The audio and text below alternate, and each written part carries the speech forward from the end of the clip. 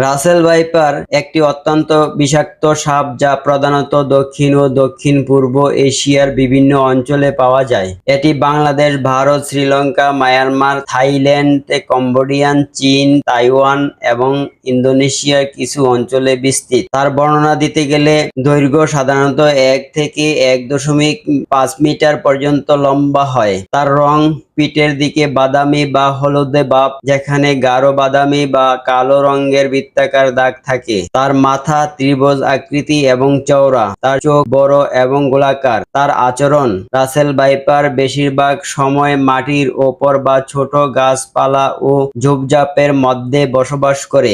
এটি খুবই আক্রমণাত্মক এবং বিপজ্জনক হতে পারে। রাতের বেলায় সক্রিয় থাকে, তবে দিনের বেলায়ও দেখা যায়। তার বিষের কথা বলতে গেলে রাসেল ভাইপারের বিষ অত্যন্ত বিষাক্ত এবং কামড় খুবই